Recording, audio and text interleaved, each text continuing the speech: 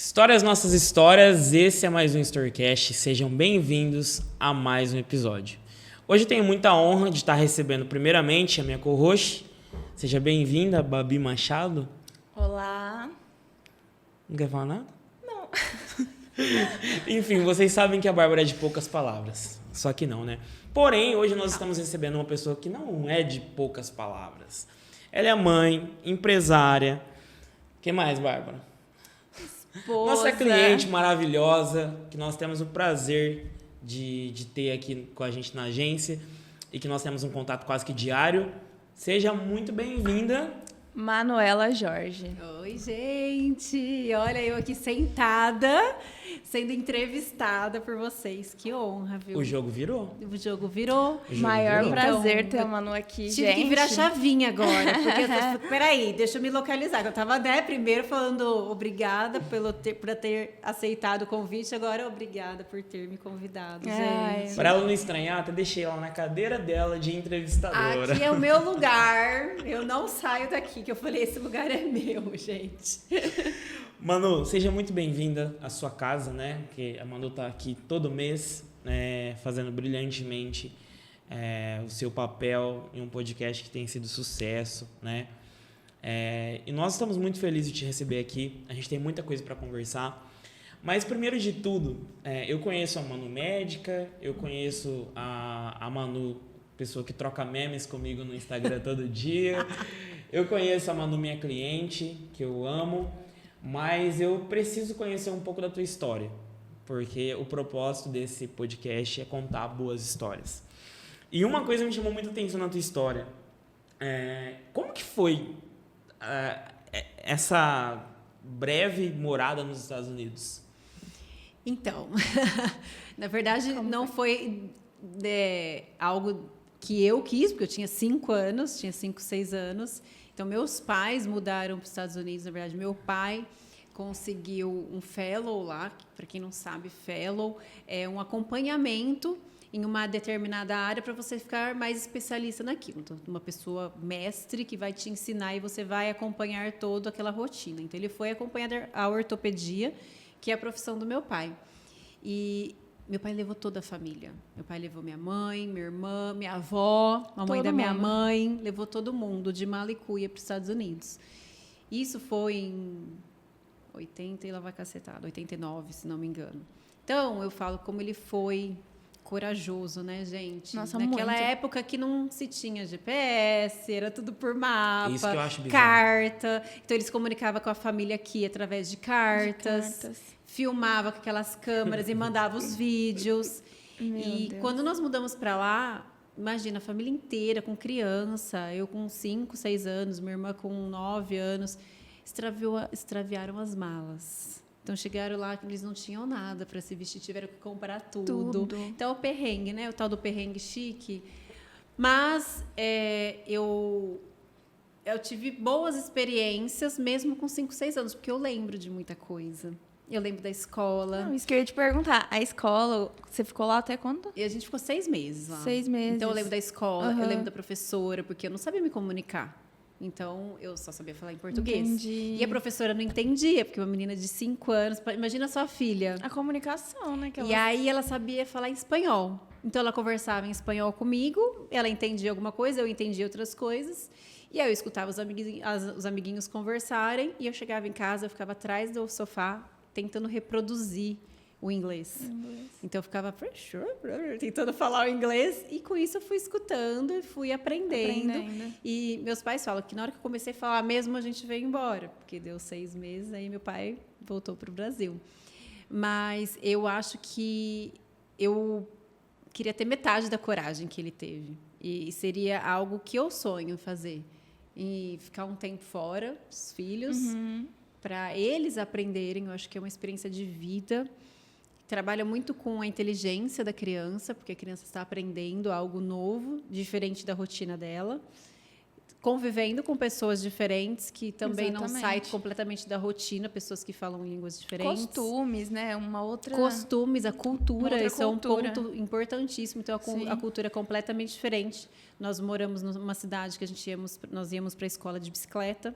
Então, a que bicicleta legal. tinha um estacionamento de bicicleta, a gente tinha o cadeado da nossa bicicleta, voltava de bicicleta. Clima muito frio, a época que a gente estava lá, então eu sempre fui uma criança muito difícil de acordar, então eu chorava para acordar, porque estava frio, eu queria ficar dormindo, eu queria ficar no cobertor. Então, para sair de bicicleta, num frio, e tudo, eu lembro desses momentos, obviamente, que eu tenho uma péssima memória para isso, mas eu lembro de flashes, assim, que foram positivos para minha vida. Que foi muito marcante, né? Uma Uma morada, criança de 5 exato. anos sair do seu país não deve ser uma tarefa muito fácil. Não deve. E para os pais, eu acho que é desafiador. A comunicação também, acho que no começo você pode ter sofrido um pouco, né? Com certeza. Eu lembro que uma das vezes que eu acordei, eu não queria ir para a escola. E aí a minha mãe foi tentar me trocar e eu, chorando que eu não queria, ela colocou meu tênis ao contrário. E eu cheguei na escola com o tênis ao contrário. Cheguei lá, o bullying aconteceu. As crianças em inglês, falando inglês e rindo do meu tênis. Aí eu pedi para ir no banheiro, saí correndo, fui pro banheiro chorando. Troquei meu tênis e voltei para a sala de aula, assim, tipo, agora não vou falar mais de mim, porque agora eu consertei, que eu tô com o tênis certo. Ai, gente, eu já Então fico é morrendo. isso, o bullying não acontece só no Brasil. Você vê como que é um trauma de infância? Ele te por mais marca, que você né? passa por ele, Marca. marca E eu fico demais. imaginando, porque a Maria de 5 anos, imagina ela lidando com outro país, outra língua e uma escola diferente, né? Imagina o quanto que não trabalha com o cérebro de uma criança, Meu né? Deus, Em tudo. Então foi algo que agradeço ao meu pai por ele ter tido tanta Por coragem essa experiência, e por né? essa experiência. Mano, que legal. Vou fazer mais uma pergunta para você. E essa pergunta é uma pergunta que eu tenho certeza que vai te desencadear muitas memórias. Como nasceu a paixão pela medicina? Olha, eu nasci e cresci em meio médico. Meu pai, como médico, vi muita falta dele dentro de casa, porque ortopedista, traumatologista. Então, meu pai sempre lidou com muitos acidentes, sempre de plantão, sempre trabalhando fora, datas comemorativas. E por que eu me interessei por algo que faltava do meu pai lá? Eu não sei explicar isso. Eu acho que é inato. Eu nasci já com essa paixão, talvez por ver aquele amor que meu pai fazia, porque meu pai sempre trabalhou e nunca reclamou. Então, ele sempre falava bem, ele sempre trazia para dentro de casa todo o reconhecimento dele como médico e tudo que ele poderia solucionar da vida das pessoas. Então, isso, para mim, eu tinha bons sentimentos em relação a isso. O sentimento de ajudar o ser humano, de ser caridoso com o ser humano, porque meu pai, além de médico, ele é muito caridoso. Eu sou muito também, eu tenho muito dele, isso, de querer ajudar muitas pessoas, sendo que, às vezes, muitas delas não têm o reconhecimento, mas, mesmo assim, a gente está ali. E é interessante isso Mas por que a dermatologia, né? Eu queria fazer ortopedia. Quando eu estava na faculdade, eu pensei em fazer ortopedia. Mas a vida ortopédica não é fácil para uma mulher. Começa por aí. Exatamente. Admiro algumas mulheres ortopedistas da cidade. Já falei isso para elas, já tive a oportunidade de admirá-las muito. E quando eu tinha meus 14 anos, a minha mãe foi fazer uma cirurgia plástica e ela teve uma trombose e ficou um tempo na UTI. E meu pai tinha uma viagem de um congresso para a Suíça. Minha irmã, adolescente, não quis ir. Quem que ele levou? Eu, com meus 13, 14 anos. E dessas aulas dele, ele me levou. Então, eu estava ali vendo e olhando como que os ortopedistas com ossos assim, que eles estavam fazendo algumas técnicas cirúrgicas, né, com osso de mentira, e mostrando com os parafusos como que encaixava, qual que era a técnica cirúrgica, porque eles usam parafuso, eles usam todas essas maquinarias para furar um osso, por exemplo. Então, eu estava ali olhando e eu ficava imaginando, como que bonito, né? Como que um osso consegue encaixar com o outro tão perfeitamente. E eu acho que isso aflorou algo em mim em relação à beleza. Como que agradava aos olhos algo que estava destruído e voltar a se construir. E então, inconscientemente, isso nasceu de mim algo que eu queria deixar belo, tirar aquilo que estava né, desconstruir e construir de uma maneira que agradasse aos nossos olhos. Então, essa experiência que eu tive mostrou o quanto eu amava a medicina sem conhecer a medicina. Quem conhece a medicina com 14 anos? E naquela época, eu montava cavalo, fazia a prova dos 3 tambores. Minha paixão era ficar no recinto treinando. E a paixão do meu pai era ver eu competindo aos finais de semana. Então, na cabeça dele, nem se passava eu fazer medicina. E quando eu fiz 18 anos, meu pai falou assim, você vai prestar veterinária, né? Ou então, sei lá, agronomia, alguma coisa assim. Eu falei, não, pai, eu vou prestar medicina. Ele, medicina não, filha, medicina não. Medicina tem que ser tua irmã. Isso é surpreendente para mim. Aí você não sabia dessa história? Não. E aí eu falei, não, pai, eu quero fazer medicina. E, assim, lógico, super me incentivou, um pouco contra a vontade dele, porque ele queria eu ali mexendo nos cavalos, porque era a paixão dele, era a minha paixão. E, com isso, eu acabei, né, me desvinculando um pouquinho dessa parte com o animal, pelo fato que a medicina exige muito da gente, muito estudo, muita dedicação, tempo integral. A gente tem aula de manhã à tarde, à noite tem que estudar. 5º, 6º ano, você tem que começar a fazer os seus plantões. Depois que você termina a faculdade, vem a parte da realidade, né? Nua e crua. Os plantões, que você tem aí o seu CRM, sua responsabilidade frente à saúde de um paciente. A vida da pessoa está na sua mão. Então, eu acabei completamente largando a parte animal, que foi algo que vivemos muito bem vivida essa época, que aproximou a família. Foi lindo, mas finalizou. E aí, então, no meu 5º ano, né, eu assim, o que eu vou fazer de especialidade? Não, eu vou ser ortopedista. Não, eu vou fazer rádio. Não, eu vou fazer... Eu entrei pensando em neurocirurgia. Queria ser neurocirurgiã. Olha que loucura. Tudo a ver, né? E aí eu falei, pai, eu sempre fui muito vaidosa, eu sempre gostei de fazer meu skincare sem saber naquela época o que era aquilo. Eu falei, eu vou fazer dermato. Aí, dermato, não sei que tecnologia que se usa, quais são os produtos que se usam para te ajudar, para te orientar.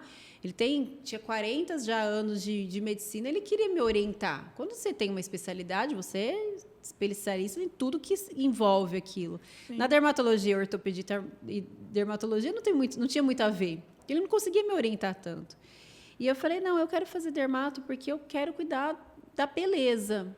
A beleza me agrada, eu quero. Né? Se pegar uma pessoa na época que eu fazia mais doença, que tinha uma doença grave, você conseguir, talvez não curar, porque muitas doenças dermatológicas não têm cura, mas tem controle, tem a melhora da pele, aquilo me acariciava a alma, sabe?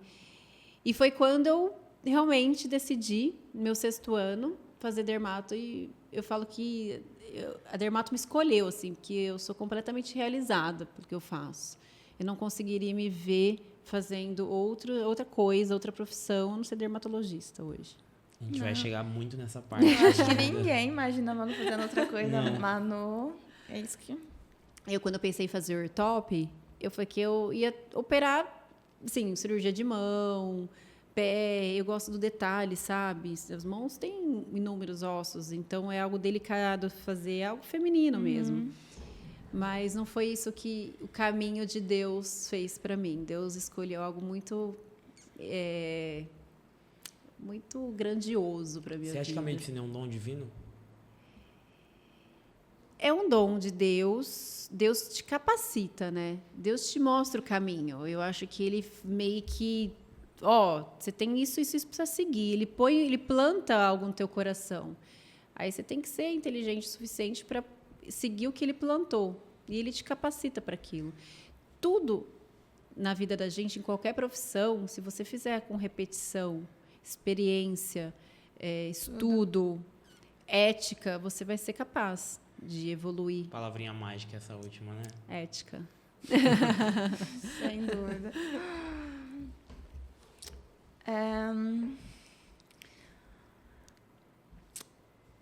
Manu, e você fez a faculdade onde? Eu fiz aqui em Catanduva. Aqui em Catanduva. Famequense de coração. E aí depois você fez a sua especialidade em São Paulo. Eu fiz cursinho, terminei o 3º ano, prestei uma faculdade, não passei, fiquei em pouco tempo, fiz cursinho 1 ano, passei medicina FAMECA, me formei em 2008.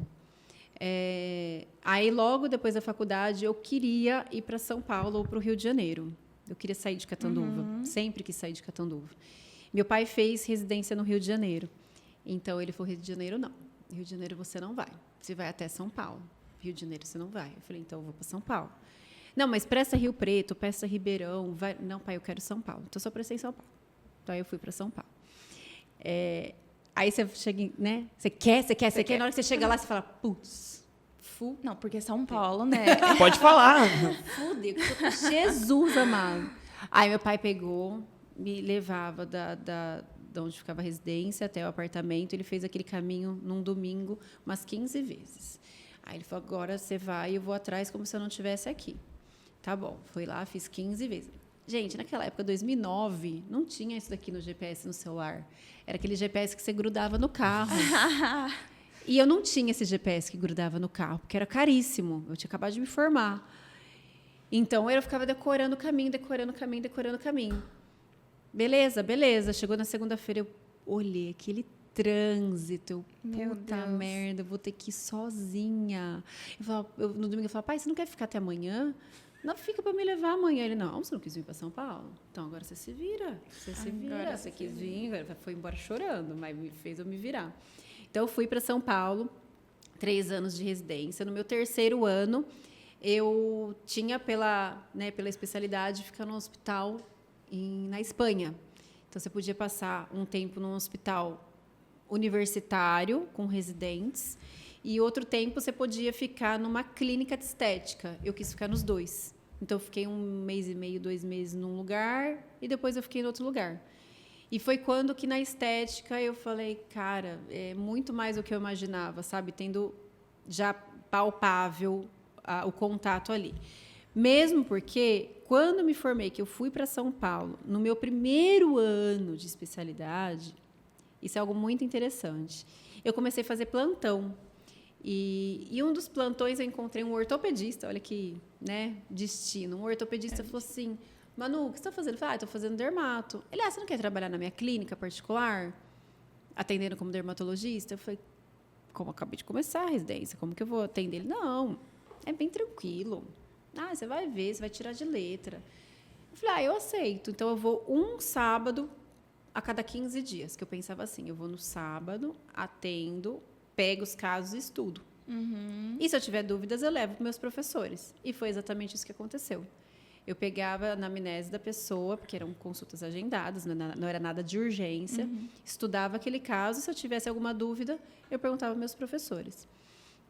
No final de 6 meses que eu já estava nessa clínica, que eu já estava 6 meses ali estudando dermato, surgiu uma senhora com câncer de pele no rosto. E eu já sabia todas as técnicas cirúrgicas, já sempre acompanhei meu pai nas cirurgias dele. Eu falei, eu vou operar essa mulher, essa senhora. Caraca. E eu operei ela. E a senhora voltou depois de 1 mês, assim, tirei os pontos, sem nenhuma cicatriz no rosto. Cara, essa senhora chorava, e eu chorava junto, e eu falava assim, nunca vou me esquecer, ela tinha 81 anos, do que ela me fez sentir naquela hora. E, a partir daí, eu nunca mais parei. Então, do meu 1º ano, do 1º dia que eu estava lá, eu já pus a mão na massa. E aí, eu via minhas amigas com medo, com receio, sempre achando que tinha que estudar mais. E eu já lá, fazendo 1001 coisa. Sabe? Você achava que você tinha que estudar mais. A gente sempre acha, né? É a síndrome do impostor, né? Você acha que você não está sendo... Não está fazendo o suficiente. O suficiente, mas eu não. Eu, lógico, com ética, estudando, fazendo tudo. Eu era médica.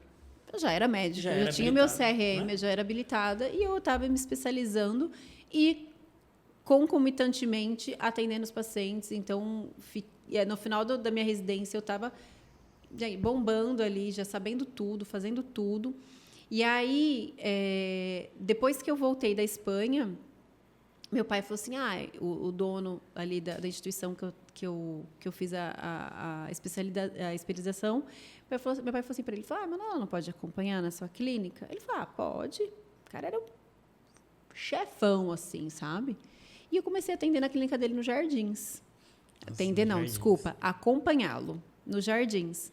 E acompanhando ele via minha dedicação. Que aí ele pegava, me mostrava os exames e falava assim, o que tem nesses exames? Ó, tem uma coisa importante. E eu via aquilo, eu falava, O que é? não tem nada. Aí eu tinha que, né, o cara me colocando na parede, eu tinha que chegar para ele e falar assim, então, doutor, na realidade, os exames estão dentro da normalidade. Pode ser que aqui é isso que tem de importante, não tem nada. Então, ele me colocava, assim, em algumas situações para eu pensar, para eu estudar. Um teste. Uhum. E aí, ele via que eu sabia conduzir da forma mais leve, da forma mais profissional. Depois de 2 meses que eu estava acompanhando ele me convidou para atender na clínica dele. Você não quer atender como dermato aqui? Então, para mim, foi, assim, algo que me fez crescer muito. Lógico que os pacientes que eu atendi eram os pacientes que ele não queria mais atender, sabe? Era só aquelas buchas, aqueles pacientes bem difíceis, porque o ser humano tem gente muito difícil, não adianta a gente ser hipócrita que todo mundo é legal como a gente. Não. Então, Pelo eu só contrário. ficava ali, o refúgio dele, ele mandava tudo para mim. E eu conseguia conduzir esses pacientes, eu conseguia pegar aquela pessoa que era completamente depressiva, que nada estava bom, transformar a vida dela pro bom, sabe? É porque você tem esse jeitinho, né, Manu? Seu jeitinho, assim, de lidar com as coisas. Exatamente. Então, ele começou a ver a evolução disso. Mas depois de um tempo, quando aconteceram algumas coisas, tiveram ciúmes dentro da clínica, das médicas que já estavam lá há muitos anos, os pacientes já não queriam mais elas, começaram a me procurar, e aí causou algo bem chato ali dentro. É aquela história que a gente construiu no teu episódio, né? De alguém que está começando agora, está se destacando, só que, né? Incomoda. E esse incomodar eu decidi sair, sabe? Voltar pra terrinha. Eu decidi... Na verdade, depois que eu saí de lá, eu fiquei em São Paulo ainda. Uhum. Eu fiquei trabalhando em outras clínicas. Eu não pensava em voltar para Catanduva, por hora. A gente assim. vai chegar nessa parte. Eu tenho tanta dúvida sobre isso, sobre essa volta sua. Mas eu fiquei mais um tempo lá trabalhando nas clínicas. Fiz bons amigos, fiz muitos pacientes. Tinha uma clínica que eu trabalhava, que eu entrava às 7 da manhã, saía às 7 horas da noite. Era assim, um batidão, que eu chegava a atender 110, 120 pessoas o dia. Até então, você estava atendendo somente doenças? Na clínica eu fazia a parte estética. A parte estética já estudava já começava. muito a parte estética. Em uma época que não era tão abrangente como é hoje, né? Nada. Era...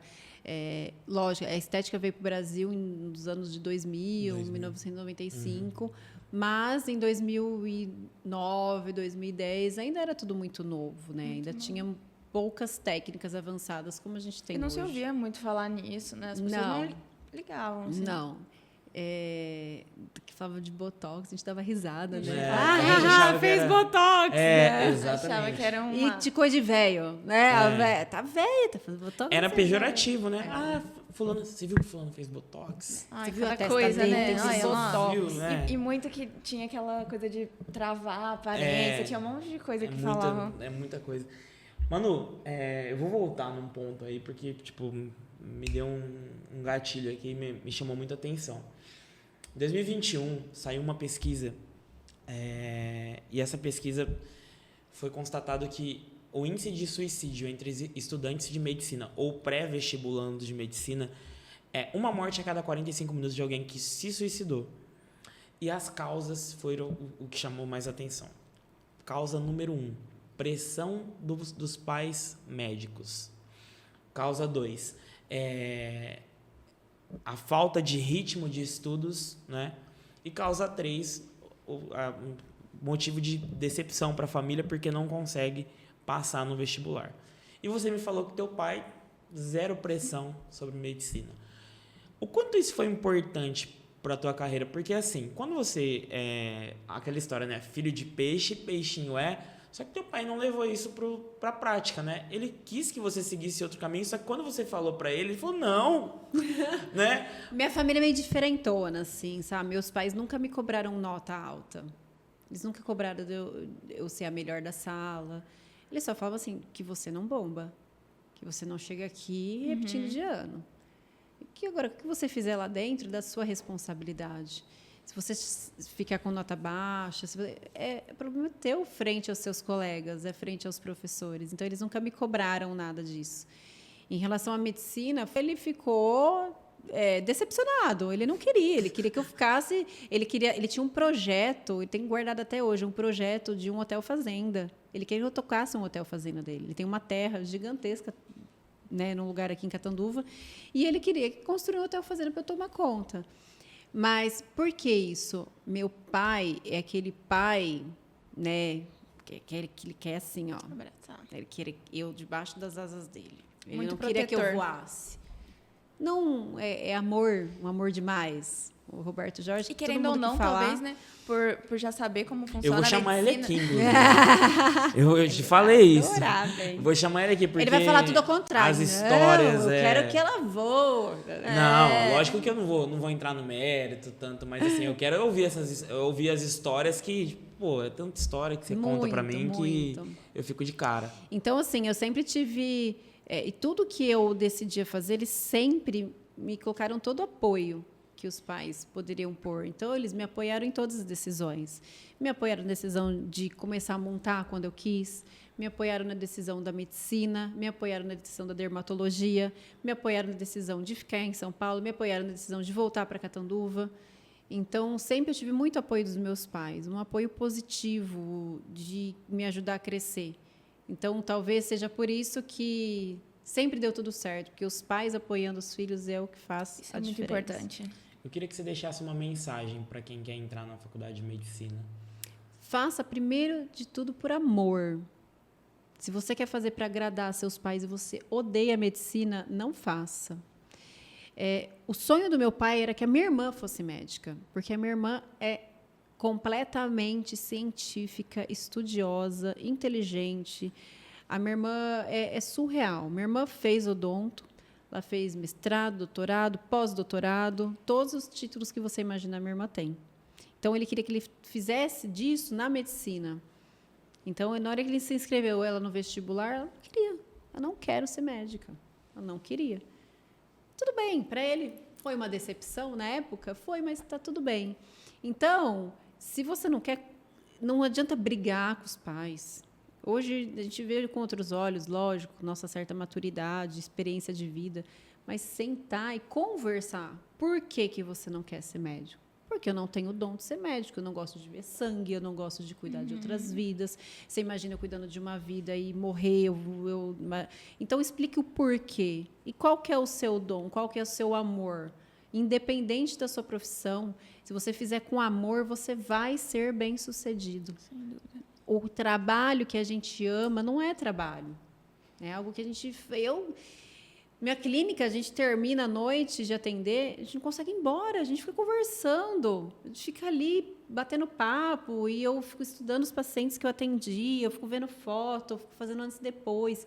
Eu curto o momento. Agora, você imagina vocês terem um trabalho insuportável, que vocês odeiam, você odeia acordar, ter que estar aqui, você Não, fica não olhando a como. hora do almoço, você fica olhando a hora de ir embora, você não vê a hora que chega sexta-feira, qual que é o seu motivo para viver? E você sabe que isso, quando eu me formei, que eu fui para São Paulo e dava muito plantão, muitos dos plantões eram de pessoas que queriam atestado para ficar em casa, que não queriam ir para o trabalho. E eu pensava, como deve ser desgastante você ter que ir para um hospital para fingir algo, para você pegar um atestado para ir para casa, para você não ir para o teu trabalho. Que vida é essa? Entendeu? E você não gosta? Aprende a gostar, então, do que você está fazendo. Faz Já dar que certo. você não tem não tem a oportunidade de fazer outra coisa, diferente da medicina. Estou falando de outras profissões, que a medicina tem que ter amor. Se não tiver... Você está cuidando da vida, da saúde daquela pessoa. A saúde física, a saúde mental. Você está cuidando da vida dela. Pode morrer se você prescrever o medicamento errado. Você imagina você, entre aspas, matar uma pessoa porque você fez alguma coisa errada. O que você vai levar para o resto da sua vida? Então, a medicina tem que ter amor, é cuidar do ser humano, cuidar da saúde, é salvar vidas. A gente salva a vida todos os dias. Eu salvo vidas na minha clínica. Mas como dermatologista? Como dermatologista.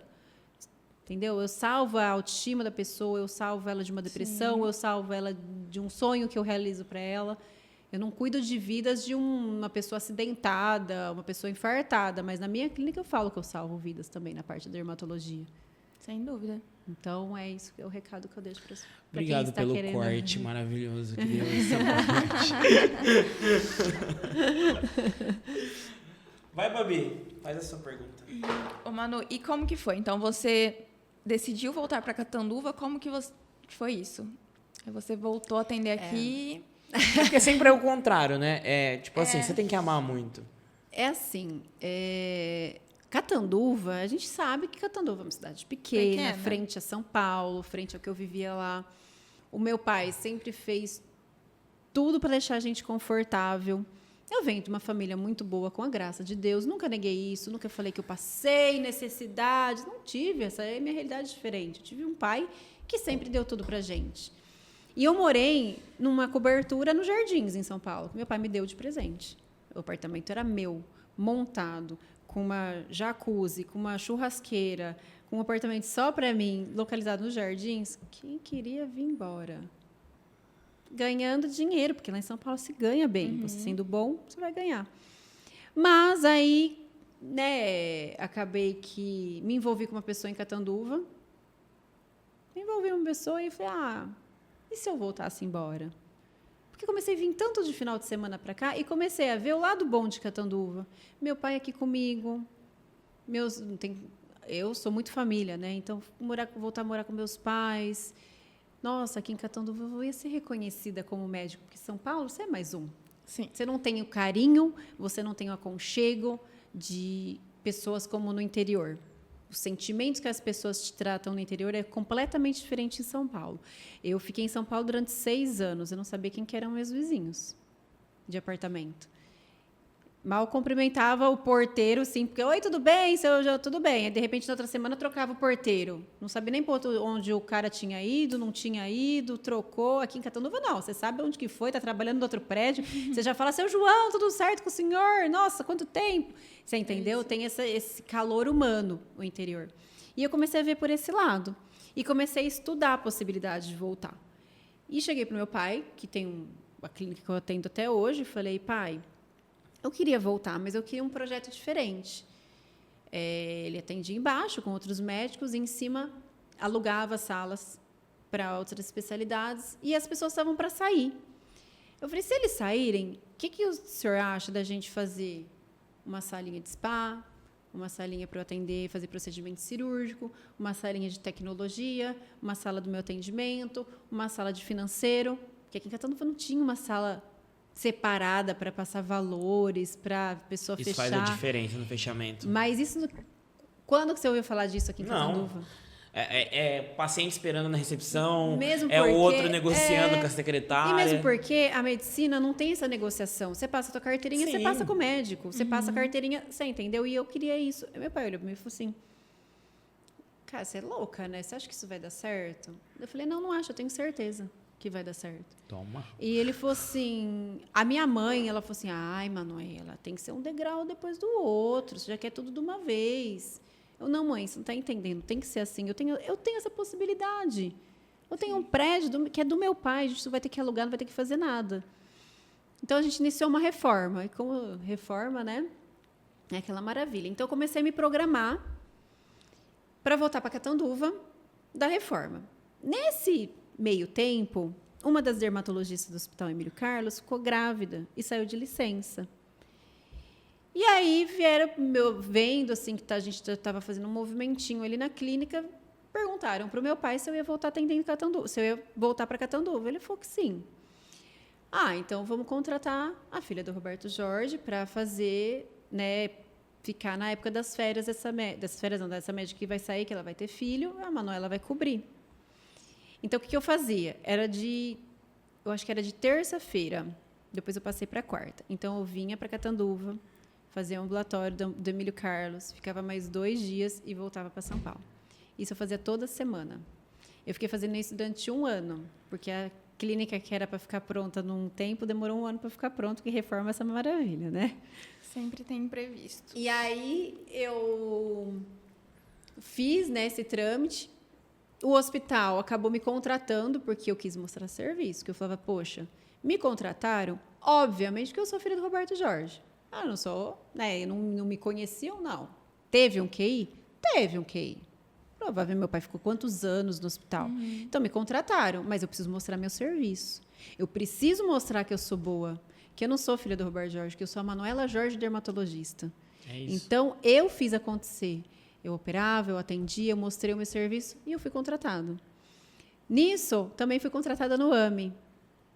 Comecei a atender no AME e no Emílio, então eu viajava toda semana. Até que a clínica ficou pronta e eu voltei para Catanduva de uma vez. E comecei a atender. Sensacional. O começo dos atendimentos não é fácil para ninguém. Não é fácil para ninguém. Então, eu ficava lá, olhando para a parede, nos dias que eu não ia no AME e no Emílio Carlos, e ficava lá na clínica. Meu pai falava, fica aqui, estuda aqui, fica aqui. Porque se tiver alguma paciente que eu notar que tem alguma lesão diferente, porque como ortopedista vejo um cotovelo, vejo que tem uma pinta diferente, eu mando para você. Então, eu comecei assim. Minha filha é dermato, não quer dar uma olhadinha? Aí eu comecei a mostrar, eu comecei a pegar aquelas senhoras ou aquelas pessoas que precisavam de um cuidado de pele e transformava a vida delas. E transformava aquelas manchinhas, eu eliminava a mancha dessas pacientes. Eu pegava as mães que iam lá para ver uma mancha que meu pai indicava, pegava a filha adolescente e tratava a acne da menina. E com isso eu fui fazendo meu nome, com muito trabalho. Não foi da noite para o dia e nem mágica. Foi mostrando o meu serviço, mostrando a minha experiência e toda a minha dedicação. Mas sabe uma coisa que você falou que me chamou muita atenção? Você falou assim, não passei dificuldade. Gente, mas foi criado na sociedade, principalmente da jornada do herói, né? Aquele negócio. Para a pessoa ter uma história bonita de vida, ela precisa ter passado fome, ela precisa ter sido humilhada. Gente, pelo amor de Deus, você é filha de um médico, só que teu pai não fez o seu nome. Exatamente. Entendeu? Eu falo se que você assim, se você não trabalhasse, você ia ter o nome que você tem hoje? Se você não se destacasse, você ia ter o nome que você tem hoje? Isso eu falo para todo mundo, eu não tenho vergonha de falar. Eu entrei por meu pai que me indicou. Estive lá, mas se eu não mostrasse meu serviço, eu acho que eu fiquei no Emílio Carlos quase 6 anos. O AME, quando eu pedi as contas, a gente ficou arrasado, entendeu? Porque para mim não cabia mais os meus horários, meu consultório bombando, eu tive que abandonar o SUS.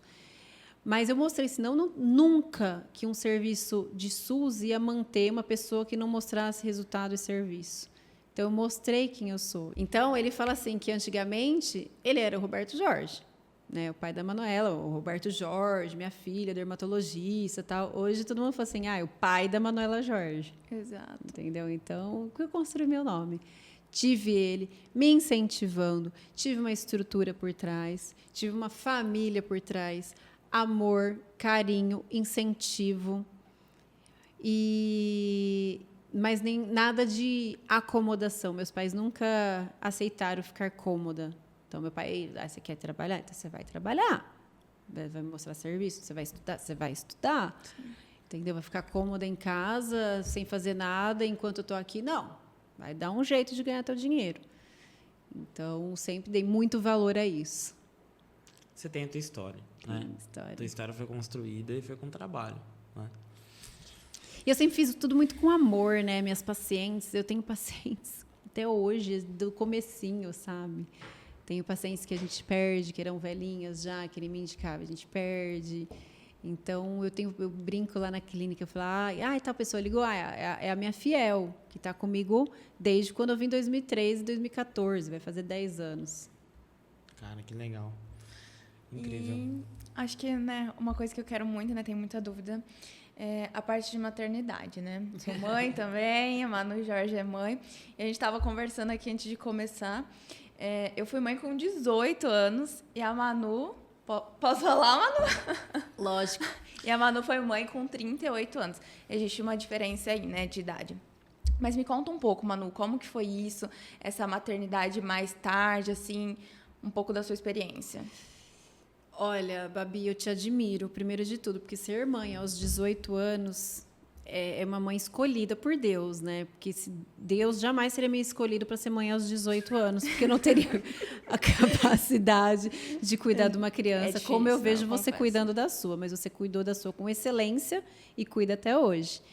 Mas Deus é maravilhoso até nesses pequenos detalhes. Exatamente. E ele me capacitou para isso. Me capacitou para ser mãe e me capacitou para encontrar o pai ideal para minha filha e o marido ideal. Então, eu tive que passar por muitas situações na minha vida, eu tive que amadurecer, eu tive que sofrer, eu tive que passar por uma trajetória árdua para chegar na minha maturidade para ser mãe. Tanto é que, na verdade, engravidei com meus 37 anos, e eu conto essa história para todo mundo, não tenho vergonha nenhuma. Minha vida é um livro aberto. Eu comecei a namorar, e eu cheguei para o meu marido e falei, Christian, a gente está namorando, mas eu tenho 37 anos, né? Eu não sei se eu penso em ser mãe. Ele falou, meu sonho é ser pai. Aquilo me fez meu coração, assim, um acalento tão grande. Eu falei, nunca tinha pensado com tanto amor em ser mãe. E ele falou com tanto amor. Eu falei, então, peraí. Isso é a primeira semana que a gente está junto. Olha o amor Caraca! que a gente... falei, Emocionados você ao acha extremo. que você é emocionado, então, Jair? aí Tá vendo? Eu vou parar de tomar remédio, porque eu tô velha. Eu não vou engravidar fácil assim, não. Mas aí eu continuei tomando remédio, porque eu fui pra praia, voltei, parei de tomar o remédio. Com 3 meses de namoro, eu engravidei. E como foi? Ai, foi lindo. Ai, foi maravilhoso. Não. Porque a gente nunca, tanto ele quanto eu, nunca havíamos pensado em filhos assim, com tanto desejo quanto a gente pensou juntos. Então, quando parei de tomar remédio, eu falei, minha família, não estou tomando remédio, achei o homem da minha vida. E ele, idem, entendeu? Ele também sentiu a mesma coisa e a gente nunca teve segredos com as nossas famílias. Tanto é que meu pai, depois de uma semana que meu pai estava sabendo que a gente estava junto, meu pai falou para ele, e aí, quando que você vai me dar um neto? Ele falou, gente, como assim? Né? Calma. Não, eu quero um neto, você se vira, sabe? Desse jeito. Então, quando eu engravidei, eu postei esse vídeo. Meu pai chorou, minha mãe chorou, foi lindo. E nós estávamos juntos há pouco tempo. Então, quando é para ser, quando nós somos preparados pelo amor de Deus, Deus preparou isso para a nossa vida, tudo flui com amor, com felicidade, com alegria. Sim. Então, a Bela foi não desejada, mas indiretamente foi desejada. E ela veio, assim, numa família que eu agradeço todas as noites por ter a pessoa que eu tenho ao meu lado, meu marido, Christian, e por ter uma filha tão maravilhosa ao meu lado. Então, foi tudo muito preparado. E ela é maravilhosa mesmo. Meu Deus, que criança, né? Eu rachei do seu pai no episódio. Você estava falando de um dia que ela subiu e desceu a escada. E teu pai, tá vendo que a minha preocupação não é em vô? Eu achei muito bacana, porque, tipo assim, vô é muito protetor, né? E como que é quando você chegou para eles e falou assim, tô grávida? Eu sei que você já falou assim, mas eu queria mais detalhes. Tipo assim, você chegou, você descobriu, pai, tô grávida. Como foi essa reação? Não, meu pai chorou, minha mãe chorou. Nossa, mudou, foi numa Páscoa, né? Então, assim, foi um dia muito especial. Nossa, que dia especial muito, também, né? Então, foi lá em Araçatuba, nós estávamos vindo visitar minha irmã. Aí, olha que interessante, a gente sentou, eu estava muito nervosa, eu tinha escrito um texto maravilhoso, porque eu sou cheia de escrever, adoro escrever, para fazer um anúncio, porque eu estava muito nervosa para anunciar. Porque, na verdade, o respeito que eu tenho com os meus pais, mesmo sabendo da vontade deles de ter um neto da minha parte, que tem 3 da minha irmã, o respeito que eu tenho não é medo, é respeito. Eu ficava com esse receio de como eles iriam reagir.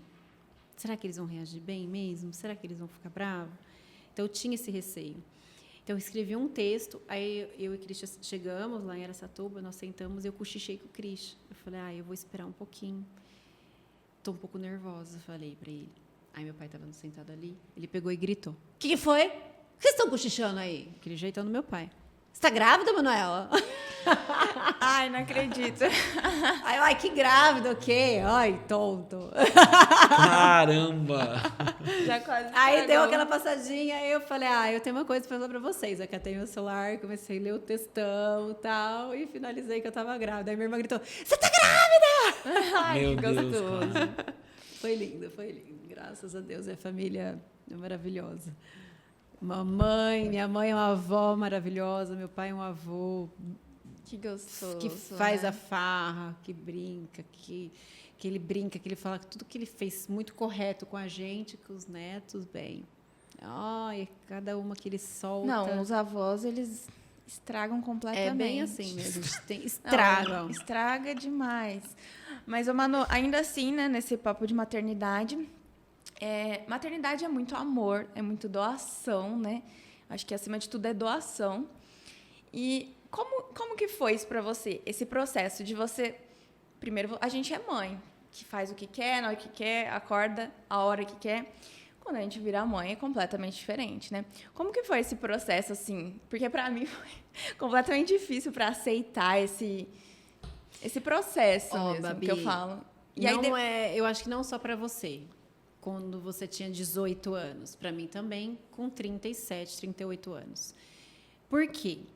Você, com 18 anos, você parou com a sua vida de farra, de sair, de de tudo. descobrir o mundo. A hora que todas as Exato. suas amigas estão indo pro barzinho. Sim. A hora que todo mundo está começando a curtir a vida, você engravida. Tá? Sim. Na grávida até que você acaba fazendo algumas Alguma coisas, mas depois coisa, que nasce é exato. diferente. E eu, na minha vida frenética de trabalho, de acordar 4:30 da manhã para estudar, de trabalhar o dia inteiro, de não ter tempo, de ter 3 cachorros para suprir minha necessidade ali de alguém. E, de repente, eu que saía, ficava fora o dia inteiro, tá trancada, entre aspas, né, dentro de casa. Então, foi difícil. É difícil pra gente que tá acelerado ali, né? E o puerpério não é fácil. Os hormônios Muito. das mulheres... Eu nem gosto de lembrar. Você fica totalmente vulnerável aos seus sentimentos. Só que eu sabia disso. Eu sou médica, sei da parte, né, toda fisiológica da mulher que ela passa por isso e sei também que eu li muita coisa. Então, quando eu tinha vontade de chorar, eu chorava. Aí o Christian falou, tá tudo bem? Eu falei, amor, eu estou chorando pelos hormônios. Eu estou num processo desse puerpério. Então, eu tinha essa noção. Mas eu sofri de ficar dentro de casa. Sofri aqueles 15 dias. Eu sofri que eu achava que a minha vida nunca mais ia voltar a ser a mesma. Eu falava, meu Deus, como que eu vou fazer com o meu trabalho? Como eu vou fazer com meus pacientes? Deu 15 dias, eu tive a necessidade, eu liguei para minhas secretárias, eu falei, por favor, agenda alguém. Eu preciso sair de casa. Essa Aí sensação. eu ia fazer um procedimento e voltava. Aí no dia seguinte eu ia fazer um procedimento e voltava. Em 15 dias. Meu Deus. Então, todos os dias eu fazia alguma coisa na clínica. Ia lá, ficava meia hora, 40 minutos, 1 hora, que era o tempo que a nenê dormia, e voltava. Que eu fiz, depois que eu cheguei em casa, e a Bela pegou realmente no peito, eu fiz a amamentação exclusiva. Não dava fórmula, não dava mamadeira, era só o meu peito. Então, eu fazia ela dormir, colocava alguns pacientes fiéis, né, que entendem, que estão comigo há muitos anos, falavam assim, ó, a doutora precisa esperar a nenê dormir. Você pode esperar? Não, estou à disposição. Então, eu ia, esperava a nenê dormir, ia lá tal, e voltava. Sempre que eu tive uma rede de apoio muito grande, das pessoas que estão comigo até hoje.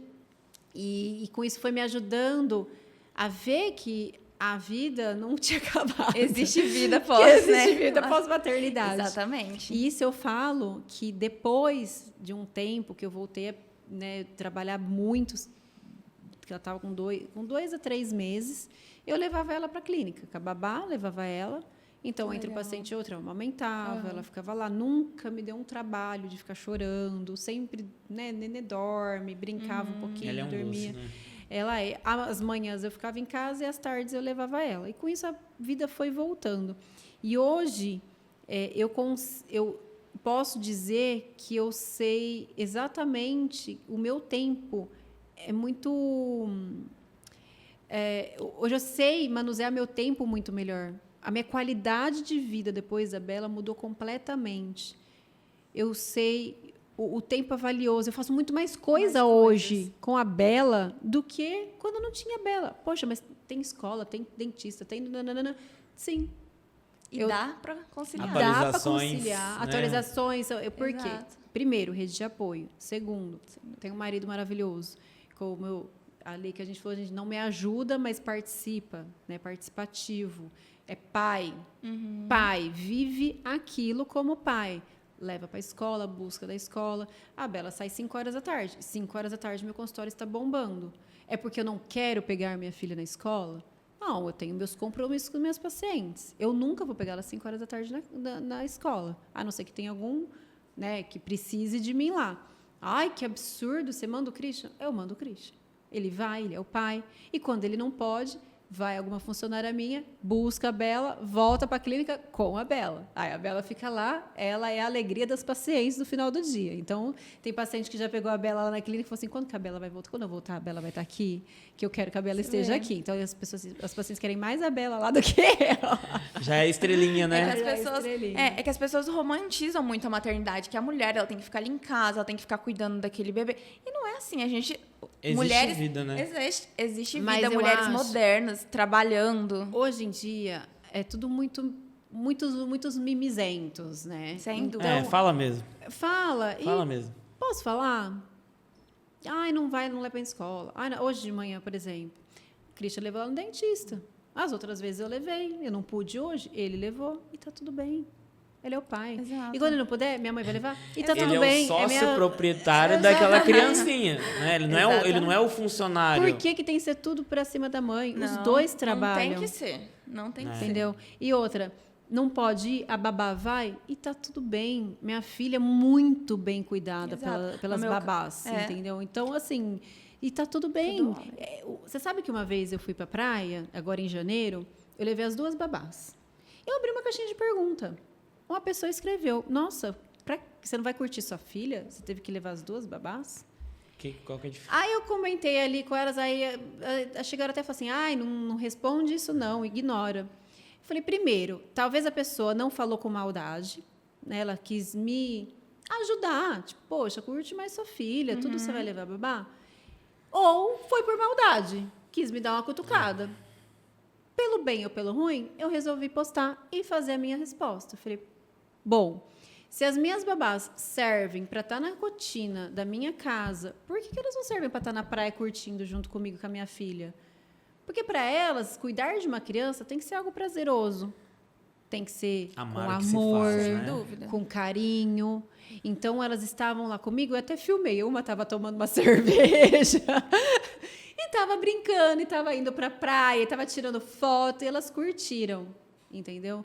Fui para Disney, eu levei uma das babás. Se eu pudesse, eu levava as duas. Não consegui levar as duas, eu levei uma. E curtiu, e um monte, tirou mais foto do que eu. Então, ela curtiu. Por que eu não posso delícia. proporcionar isso? Lógico. De uma pessoa que proporciona algo que é tão difícil da gente ter nas pessoas, que é confiança. Eu confio nelas em deixar a minha maior preciosidade, uma parte de mim, para tomar conta com ela, para elas tomarem conta. E você tem que ter confiança de uma pessoa dessa, uma confiança que a menina vai ser bem cuidada, bem tratada, que você não vai bater, que não vai largar e acontecer algum acidente. E isso eu tenho completa confiança nelas. Manu, foi muito prazerosa essa conversa. Eu, particularmente, estou muito feliz com o resultado de conhecer mais da sua história, né? É muita coisa, né? eu acho A que gente muita entra na gente- maternidade, não para nunca mais. A gente entra na tem medicina, que- não para Exato. nunca Eu acho que mais. muita gente não conhecia um terço do que você falou aqui. Talvez as pessoas mais próximas, né? Mas as pessoas que te seguem, as pessoas que tanto pedem a Manu, né? No podcast, quando a gente abre caixinha, tenho certeza que elas vão gostar de saber da história dos Estados Unidos, da história da escolha, da profissão. Tudo isso foi muito bom. E eu queria te agradecer imensamente pela tua presença. Eu que né? agradeço. Por de somar coração. com a gente, né? Por estar no nosso dia a dia. É muito, muito bom ter esse contato com você. E eu queria encerrar com a surpresa que é sempre de todo podcast, que talvez você seja pega desprevenida, mas, enfim, Ah lá. é necessário fazer. E depois eu vou mandar um recado pro Christian também, tá? Primeiro de tudo, uma frase que marcou sua história. Ou que marca sua história. Deus nunca planta nada no seu coração que você não seja capaz de fazer. Uau. Uma música. Eu sou péssima para nomes. Te mando depois. Quer pra cantar você- um pouquinho? Não sei. Eu preciso pensar aquelas, né? Eu não sei, eu preciso perguntar pro meu marido. Bon Jovi, mas eu não sei o nome. Mas eu vou Não, te mandar tudo bem. e você põe um Eu vou trechinho. colocar um É uma trechinho. música que me marcou muito. Tá.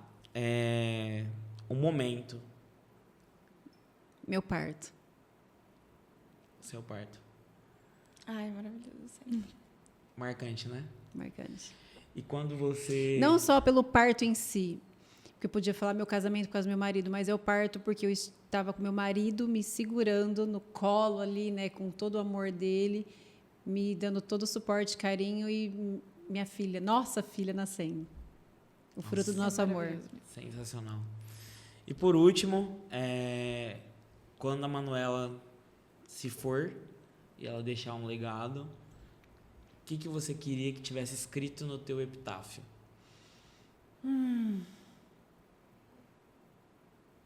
Difícil, né? Difícil. Não, eu já ia estar assim. Olha, não, é assim, faço bem. Ele só tem de fazer, de trazer coisas boas. Tudo na vida tem volta, cara. Tudo que você faz de mal vai voltar 2, 3, 10 vezes pior para você. Desde um pensamento, desde algo que vai ferir a pessoa física ou emocionalmente, vai ferir a pessoa em um relacionamento, relacionamento amoroso, familiar, profissional, vai voltar para você, de alguma forma. E o tempo é maravilhoso, porque se a pessoa faz, vai voltar, independente, vai ser no tempo de Deus, mas ela vai pagar. Então, se você fizer algo de ruim, você vai pagar. E se você fizer algo de bom, sempre vai florescer sua vida, sempre vai dar frutos, sua árvore vai ser cada vez mais florida, seu jardim vai ser florido, seu jardim vai ser cheiroso. Então, quanto mais você rega o amor, o bem, mais você recebe. Lembrei de uma frase de Shakespeare: plante seu jardim e decore a sua alma, ao invés de esperar que alguém lhe traga flores. Com certeza. Sensacional. Por último, Palmeiras tem Mundial, Manu? Não. Um abraço, Christian. Tchau. Tchau.